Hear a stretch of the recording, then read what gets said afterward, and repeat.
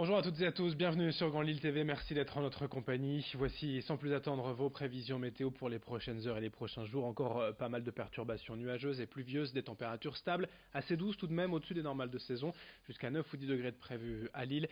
Mais du vent, surtout le vent qui va nous accompagner tout au long de cette fin de semaine, des rafales jusqu'à 60 à 70 km par heure, on en reparlera bien évidemment après ce journal. À la une, tout d'abord, c'est parti à la gare Saint-Sauveur pour presque 3 semaines jusqu'au 3 mars. L'île Neige s'installe sur le thème Les alpages français. Au programme, une patinoire, des pistes de luge, des structures gonflables, des spectacles, des animations chaque jour. Comme chaque année, des nouveautés bien évidemment viennent agrandir l'offre existante. Pour cette 13e édition déjà de l'île Neige, les visiteurs vont aussi profiter d'un marché de producteurs locaux ou encore un simulateur de snowboard, de ski et d'un mini-golf. Cet événement se veut éco-responsable, tout est gratuit, seule la patinoire est payante. Toutes les informations et les horaires sur lille.fr et les explications d'une des responsables à la gare Saint-Sauveur pour l'île Neige au micro de Idil Gunay. Comme nouveauté cette année, donc on a un petit marché de producteurs locaux tous les samedis de midi à 17h30 sur la terrasse du bar Saint-Sauveur. Donc on a de la confiture, du fromage, du miel. On a le court-circuit qui fait un point de dépôt, donc vous pouvez faire des commandes en ligne et aller chercher ce que vous avez commandé au court-circuit, donc à Saint-Sauveur. On a aussi des accessoires en mohair avec Nat Mohair. Voilà, donc ça c'est tous les samedis. Ensuite on a donc un simulateur de snowboard et de ski, un espace lecture approvisionné par Recycle Livre qui a mis en place une bibliothèque. Enfin, il nous ramène des livres pour alimenter la bibliothèque. L'île Neige donc c'est gratuit, c'est à la gare Saint-Sauveur jusqu'au 3 mars prochain. Dans cette édition également une information santé, déjà plus de 1100 morts en France à cause de la grippe cet hiver. L'épidémie s'est généralisée et accentuée la semaine dernière. Tous les indicateurs sont en hausse dans la région, 35 000 patients atteints selon le réseau Sentinelle. Cette année, pour la première fois, on vous en a déjà parlé plusieurs fois, les pharmaciens avaient la possibilité de vacciner directement leurs clients en boutique, ce qui a permis quand même de désengorger les cabinets médicaux, de faire baisser les chiffres de l'épidémie. Attention tout de même, encore et toujours au risque de contamination, si vous éternuez, si vous toussez, protégez-vous bien avec votre coude de l'intérieur du bras et non pas avec vos mains. Évidemment, il faut bien se laver les mains également plusieurs fois par jour. Explication quant au vaccin de cette année au micro de Vincent Vieillard. Cette année, on avait un vaccin avec 4 souches de vaccin, donc théoriquement, ça devait englober plus de virus dans l'échantillon, voilà. Mais il se peut malheureusement que le virus mute entre-temps et on ait affaire à un virus où le vaccin ait moins d'impact vis-à-vis de la grippe. Donc il semblerait que certaines personnes soient atteintes de pathologies grippales alors qu'elles aient été vaccinées. Eh ben, ce sera malheureusement les mêmes étapes. Alors, l'organisme va se défendre, donc elles auront peut-être moins de conséquences qu'une personne vaccinée, donc ça il faut le savoir.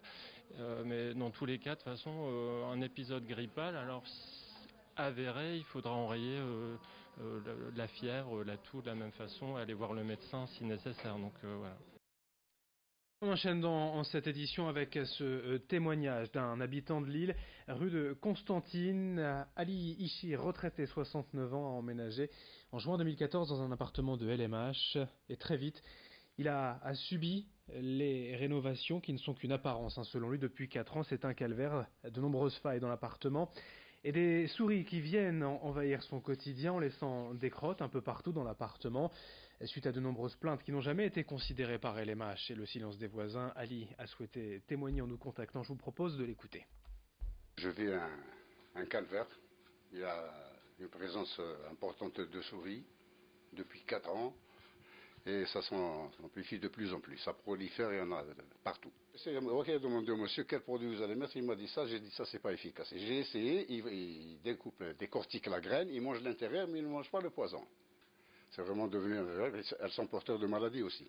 Et j'ai alerté LMA, j'ai alerté tous les services sanitaires, j'ai écrit partout, il n'y a personne qui m'a répondu, il n'y a personne qui est venu me voir. On m'a laissé comme ça, abandonné à mon sort. Il n'y a que monsieur le ministre du Logement, monsieur Julien de Normandie, qui a été saisi de mon affaire et qui a contacté LMH Et ensuite, après, on m'a appelé pour venir voir l'appartement et discuter de l'habitation. Donc, c'était positif jusqu'au 5. Et le 5, à l'après-midi, ils m'ont donné rendez-vous, mais ils ne sont pas venus.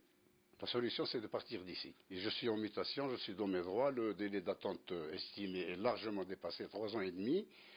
Et je suis à jour de mon loyer. Je ne suis pas un bonhomme à problème, ni tapageur, ni querelleur, ni agressif envers eux. Et je ne sais pas pourquoi ils font cette miséricorde.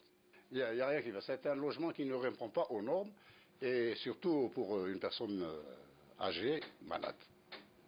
Je ne dois pas être essoufflé, j'ai une maladie du cœur, et j'ai de l'arthrose partout, donc le problème des escaliers, plus le problème des souris.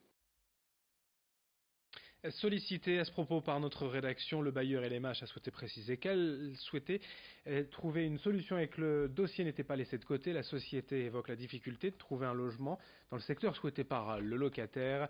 Une enquête de mutation aura tout de même lieu prochainement le 25 février. LMH rappelle que 3 traitements ont été réalisés par une entreprise prestataire depuis juin 2017. Un 4e n'a pu être réalisé en raison de l'absence de locataire le jour du passage. À ces traitements s'ajoutent ceux des parties communes en août 2018 et janvier dernier. LMH tient à préciser aussi que M. Ishir est le seul à se plaindre de souris et invoque le jet de nourriture par les fenêtres. Voilà pour le droit de réponse du bailleur LMH. Pour finir ce journal, le sport avec du volleyball. Ce soir à Tourcoing, le TLM accueille Toulouse en match décalé de la nouvelle journée de Ligue A. C'est l'objectif de Tourcoing pour la fin de saison. Les playoffs, bien évidemment, se qualifier pour cette phase finale actuellement 11e du championnat, alors que les playoffs sont réservés aux 8 premiers. Tourcoing va devoir s'arracher pour remonter, mais avec 3 matchs à domicile à suivre lors des 4 prochaines journées, l'objectif est tout à fait envisageable. Écoutez l'entraîneur du TLM Tourcoing au micro de Vincent Vieillard. Dans une phrase, de 2 phrases, c'est difficile à expliquer. C'est juste qu'on a eu un peu de retard sur la préparation. Après, les problèmes ils sont enchaînés dans tous les secteurs. Mais on essaie petit à petit de sortir de cette crise-là. On joue mieux, on a stabilisé un peu notre jeu. On a fait des bons matchs aussi, mais notre adversaire a fait un match excellent.